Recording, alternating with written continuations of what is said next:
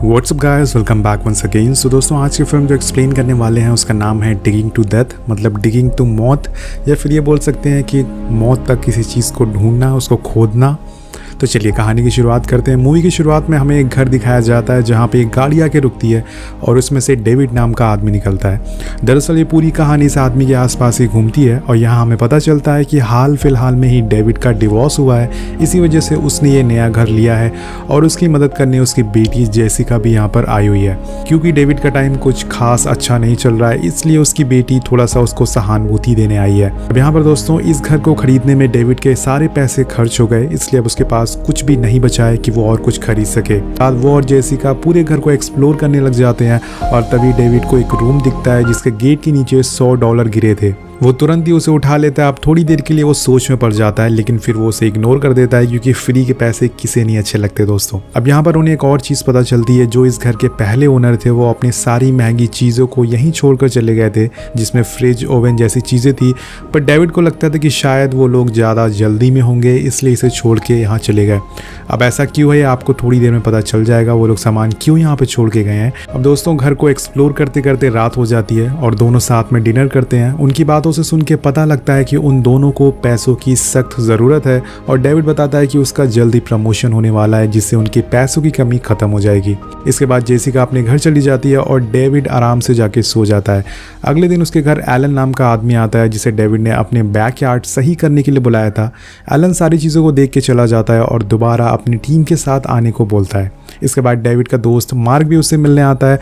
वो दोनों काफ़ी बातें शातें करते हैं और दारू शारू भी पीते हैं और इसके जाने के बाद डेविड अपने कामों में लग जाता है। डेविड को अपने बैकयार्ड में एक टैंक बनाना था, जिसके लिए वो खुदाई करता है, लेकिन थोड़ी गहराई पर पहुंचने पर वहाँ उसे एक बॉक्स मिलता है जिसके ऊपर मिट्टी हटाने पे उसे वहाँ काफ़ी सारे पैसे मिलते हैं। लेकिन साथ में ही उसे वहाँ एक बूढ़े आदमी की लाश भी मिलती है, जिसे देख के डेविड के होश उड़ जाते हैं।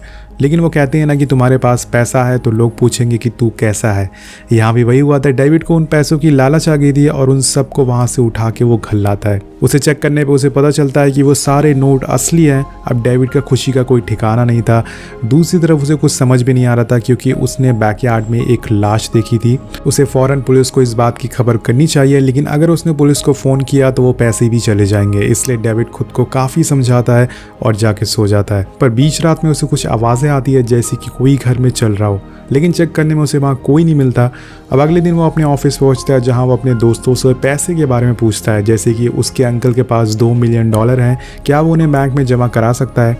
उसके दोस्त उसे मना कर देते हैं कि अगर उसने उन पैसों को बैंक में जमा करवाया तो सभी लोग उसे पूछेंगे कि ये पैसे कहाँ से आए, और डेविड को समझ आ जाता है कि उसे पैसे छुपा कर रखने होंगे। अब यहाँ पर डेविड को पता नहीं होता है कि वो एक्चुअल में कितने पैसे हैं, तो वो डिसाइड करता है उन्हें गिनने की। वो ऑफिस से घर पहुँचता है और फ़ौरन उन पैसों को गिनने लग जाता है, जिससे उसे पता चलता है कि वो पूरे $3 मिलियन हैं, जो कि करीब 22 करोड़ होते हैं।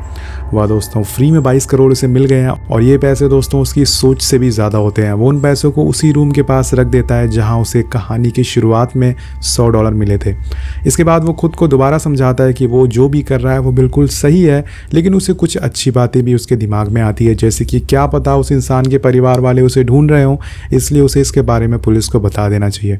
लेकिन उसका जो बुरा साइड होता है उसे बोलता है कि हो सकता है कि वो आदमी चोर हो और ये पैसे उसने चुराए हो, इसलिए उसे पैसे अपने पास ही रखने चाहिए। पर उसका बुरा साइड एक और बार जीत जाता है, और जीते भी क्यों ना दोस्तों, पैसे किसको अच्छे नहीं लगते, और पैसे अच्छों का दिमाग भी खराब कर देते हैं। अब ये सब कैलकुलेशन करने के बाद डेविड जाके चैन की नींद सो जाता है, पर थोड़ी देर बाद उसकी आंख खुल जाती है और उसे लगता है कि जैसे उसके घर में कोई दोबारा से चल रहा है। वो एक बेसबॉल बैट लेके किचन की तरफ जाता है, जहाँ उसे अपने बैकयार्ड का गेट खुला मिलता है, लेकिन वहाँ कोई नहीं होता। वो इस बात को इग्नोर कर देता है और कॉफ़ी पीने लगता है, पर तभी एक बिल्ली अचानक से आ जाती है, जिसकी वजह से उसके हाथ से कप छूट जाता है और टूट जाता है। यहाँ वो हर चीज़ से डरने लगा था। सोने से पहले डेविड एक बार दोबारा उन पैसों को चेक करता है और वो सही सलामत होते हैं। तो फिर वो सारी लाइट ऑफ करके जाने लगता है, लेकिन तभी उसे विंडो पर वही बूढ़ा आदमी दिखता है।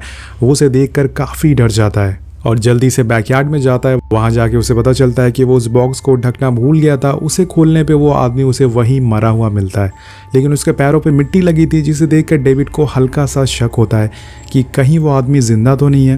वो उस आदमी को सही से चेक करता है, पर वो सच में मरा हुआ था।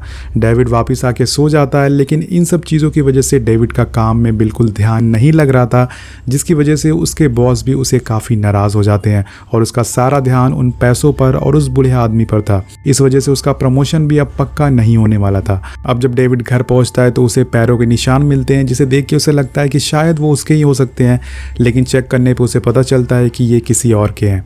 उसे लगता है कि घर में चोर घुसा है, इसलिए वो पैसों को दोबारा चेक करता है, लेकिन वो सही सलामत होते हैं। इसके बाद वो फैसला करता है कि वो इन पैसों के बारे में जेसिका को सब कुछ बताएगा, इसलिए वो उसने फ़ोन करके उसे मिलने को कहता है। लेकिन जब वो मिलती है तो उसके दिमाग में एक बात आती है कि अगर मैंने इन पैसों को बारे में जेसिका को बता दिया और इसकी कोई गारंटी नहीं है कि ये किसी और को ना बताए, इसलिए वो अपना फ़ैसला बदल लेता है और उसे कहीं और की बातें करके वापस घर आ जाता है।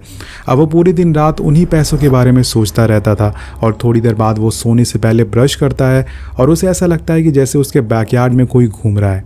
पहले तो वो खिड़की से देखता है तो उसे वहाँ कोई नहीं दिखता, पर दूसरी बार देखने पर उसे वहाँ कुछ पेड़ की झाड़ियाँ हिलती हुई दिखाई देती है, जिसे देखकर वो काफ़ी परेशान हो जाता है। वो फैसला करता है कि सारे पैसे वो वापस बॉक्स में रख देगा और बंद कर देगा, क्योंकि शायद वो बॉडी उन पैसों की वजह से उसे परेशान कर रही है। डेविड उस बॉक्स में पैसे वापस डालकर उसे पूरा सील कर देता है, लेकिन यहाँ उसे अभी भी चैन नहीं आ रहा था। डेविड को अब उस रूम की याद आती है जहाँ पे उसे शुरुआत पे $100 मिले थे।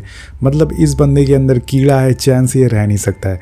अब डेविड को उसे खोलने की कोशिश करता है, लेकिन वो लॉक होता है और वो सोचता है कि शायद इसकी चाबी उस बूढ़े आदमी के पास हो सकती है, इसलिए वो वापस से अगली सुबह उस बॉक्स को खोलता है और उस आदमी को चेक करने लग जाता है, जिसमें उसे एक पर्स और एक चाबियाँ मिलती हैं जो कि उसी डोर की थी। अब उस रात डेविड जब सोता है तो इस बारी वो आदमी खुद उसके सामने आ जाता है और उसे हेलो उसकी आँख खुल जाती है और ये एक सपना था। इन सब से डेविड बहुत ही ज़्यादा परेशान हो जाता है। वो डिसाइड करता है कि वो अपना पूरे घर में कैमरा लगाएगा, इसलिए वो उन्हीं पैसों में से कुछ पैसे निकाल कर शॉप पर कैमरा लेने जाता है और उन कैमरास को पूरे घर में लगा देता है। बारी थी उस सीक्रेट दरवाजे की। वो उस चाबी से उसी दरवाजे को खोलता है जो उसे एक बेसमेंट में ले जाता था, जहाँ उसे कुछ बड़ी चीज़ें प्लास्टिक में रैप करी मिलती है। जब वो उसमें से मिट्टी हटाता है तो वो असल में एक छोटे बच्चे की लाश होती है। ऐसे ही दोस्तों वहाँ 5 और बॉडीज़ होती हैं। अब ये देखकर डेविड की पूरी तरह से हिल जाता है, उसकी फट जाती है और घबरा जाता है। वो ऊपर आके 911 पर कॉल लगाने लग जाता है, लेकिन यहाँ एक बार उसे फिर से उन पैसों को खोने का डर सताने लगता है, इसलिए वो चुपचाप जाके सो जाता है। ये होती है पैसों की ताकत दोस्तों।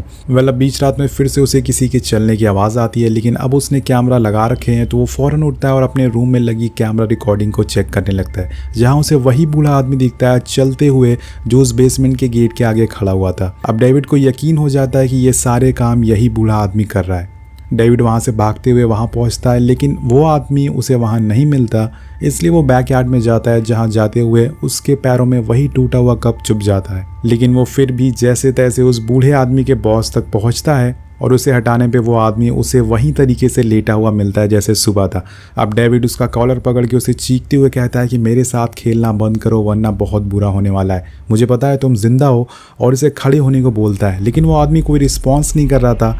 डेविड अपने पूरे तरह से होश यहाँ पर खो बैठता है, इसलिए वो उसी जगह पे सो जाता है। अगली सुबह जब वो उठता है तो वो खुद को उसी बूढ़े आदमी के ऊपर लेटा हुआ पाता है। वो फ़ौरन घर आता है और रेडी होकर ऑफिस के लिए निकलता है, क्योंकि आज वो काफ़ी लेट हो चुका है। लेकिन जैसे ही वो गाड़ी में बैठता है वो डेड मैन उसे अपनी तरफ आते हुए दिखता है, और इस बारी वो उसे सुबह में भी दिख रहा था। मतलब ये सच में जिंदा है। वो गाड़ी से उतर के उसे रोकने लगता है, लेकिन वो डेविड को अपनी तरफ आते हुए देखकर वापस उसी बॉक्स में जाके लेट जाता है। जब डेविड उसके पास पहुंचता है तो उसे पकड़ के कहता है कि मुझे पता है तुम जिंदा हो, मेरे साथ मजाक मत करो। लेकिन वो डेड मैन कुछ जवाब नहीं दे रहा था, जिसे परेशान होकर डेविड एक चेन सॉ से उसके दोनों पैर काट देता है ताकि वो अब चल नहीं पाए। अब डेविड जब ऑफिस पहुंचता है तो उसे देख के ऐसा लग रहा था जैसे उसने अपना मानसिक संतुलन खो दिया है। उसके गर्दन पे खून लगा था, उसके कपड़ों पे खून लगा था। ये निशान देख के उसके बॉस उस पर काफ़ी चिल्लाते हैं और उसे बोलते हैं ये कोई तरीका नहीं है ऑफिस आने का। डेविड भी अपने बॉस से बहस करने लगता है और इसकी वजह से उसकी जॉब चली जाती है। अब उसके पास 3 मिलियन है तो उसे जॉब करने की क्या ज़रूरत है दोस्तों। दोस्तों। सो डेविड वहाँ से वापस आता है, लेकिन घर पहुँचने से पहले वहाँ एलन पहुँच गया था और उसने सब कुछ देख लिया था क्योंकि डेविड उस बॉक्स को बंद करना भूल गया था। अब डेविड के पहुँचते ही एलन फौरन पुलिस को कॉल करने लगता है, लेकिन इससे पहले वो कॉल लगाए डेविड उसके उस सर पे मार कर जिससे वो बेहोश हो जाता है और फिर तब तक उसे मारता रहता है जब तक वो मर नहीं जाता। डेविड उसकी बॉडी को रैप करके उसी बेसमेंट में जाके रख देता है। यहाँ आप देख रहे होंगे कि उसे एक गलत काम करने को छुपाने के लिए कितने सारे गलत काम करने पड़ रहे हैं। इसके बाद डेविड शीशे में देखकर खुद को समझाता है कि उसने जो किया वो गलत था, लेकिन एक बार फिर उसकी बैड साइड उसे बढ़ावा दे रही थी। उसने अच्छा करा है क्योंकि एलन उसके पैसे चुराने आया था और उसने उसे मारकर बहुत ही अच्छा कराया और वो खुद को तसल्ली देके फिर से सो जाता है।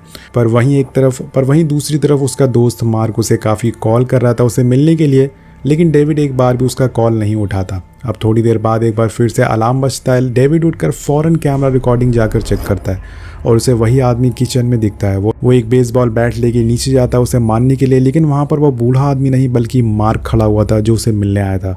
डेविड को लगता है कि वो डेड मैन की बॉडी है, इसलिए उसे अचानक से उस पर हमला कर देता है और उसी बेसबॉल बैट से मार के उसे गिरा देता है और जिंदा ही ड्रिल मशीन से उसकी आंखें निकाल लेता है। फिर वो उसकी बॉडी को भी उसी बेसमेंट में डाल देता है। मतलब दोस्तों ये बूढ़ा आदमी उसे विजन भी दिखा सकता था। अब डेविड को कुछ बातें उसके अंदर से खाया जा रही थी क्योंकि उसे ऐसा लग रहा था कि उसके पैसे कोई चुरा लेगा। उसे हमेशा लगता है कि कोई ना कोई उसके पैसे चुराने वाला है, इसलिए वो डिसाइड करता है कि वो उन पैसों को बॉक्स से निकाल कर घर में लाएगा, जिसके बाद वो पैसे लेकर घर में आ जाता है। अब डेविड का मानसिक संतुलन खोने लगा था। वो उन पैसों के साथ काफ़ी अजीब बर्ताव करने लगा था, जैसे उसके साथ बातें करना, गेम्स खेलना, उसके साथ बैठकर टीवी देखना और उसको लेके सो जाना। अब ऐसे ही कुछ दिन बीत जाते हैं और एक दिन उसके दरवाजे पे कोई आता है। ये जेसिका का बॉयफ्रेंड जैक होता है। जैक को देखकर डेविड को लगता है कि वो भी उसके पैसे चुराने आया है, इसलिए वो उसे भी बेसबॉल बैट से मार देता है और उसे भी रैप करके बेसमेंट में डाल देता है। लेकिन उसकी सांसें अभी भी चल रही थी, वो अभी भी जिंदा होता है और डेविड ने उसे ऐसे ही बेसमेंट में छोड़ दिया था। अब थोड़ी देर बाद डेविड के पास जेसिका भी आती है, लेकिन डेविड उसे नहीं मार सकता था क्योंकि वो उसकी बेटी है। लेकिन यहाँ भी दोस्तों पैसों की ताकत जीत जाती है। वो जेसिका को मारता तो नहीं बट उसे बेसमेंट में ले जाता है और कहता है कि जैक नीचे है। जब जेसिका वहाँ पहुँचती है तो जैक की हालत देख के शॉक हो जाती है और वहाँ उसे जैक भी एक पन्नी में रैप करा हुआ मिलता है। लेकिन डेविड तभी जेसिका को मार के बेहोश कर देता है और उसे वहाँ बांध देता है। डेविड उससे पूछता है कि और लोग कब आएंगे, बताओ मुझे। दरअसल डेविड को ऐसा लग रहा था कि ये लोग उसके पैसे चुराने के लिए आए थे, इसलिए वो सभी को मारे जा रहा था। उसकी बातें जेसिका को समझ नहीं आती, इसलिए वो उसे बेसमेंट में छोड़कर ऊपर आ जाता है और अब वो पूरी तरह से ड्रेसअप होकर शीशे में देखता है और सोचता है कि ये सब उन पैसों की वजह से हो रहा है, ये सारी चीज़ें, ये सारे कारनामे। इसलिए वो डिसाइड करता है कि वो उन पैसों को जला देगा और वो उन पैसों को जलाने ही वाला होता है। लेकिन डेविड ऐसा नहीं कर पाता क्योंकि ये पैसे अब उसकी जान से भी ज़्यादा प्यारे हो गए थे। अब उसके पास एक ही ऑप्शन बचता है। उन पैसों को लेके वो बैकयार्ड में जाता है और वो गड्ढे में सारे पैसे रखता है और थोड़ी देर बाद खुद भी वहीं जिंदा दफन हो जाता है। अब आपको समझ आ गया होगा कि वो बूढ़ा आदमी यहाँ कैसे पहुंचा होगा। वेल सेम ऐसे ही उस बूढ़े आदमी ने भी करा होगा। उसे भी ये पैसे मिले होंगे जिसे वो खर्च नहीं कर पा रहा होगा और हमेशा उसे ऐसा लगता होगा कि उसके पैसे कोई चुरा लेगा, जिसकी वजह से उसने अपनी पूरी फैमिली को भी मार दिया। जो लाशें बेसमेंट में आपने देखी थी वो उसी की फैमिली की थी।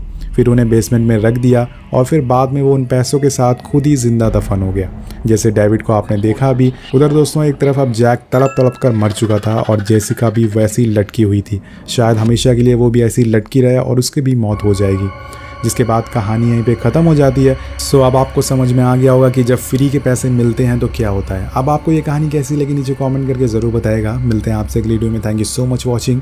Peace out.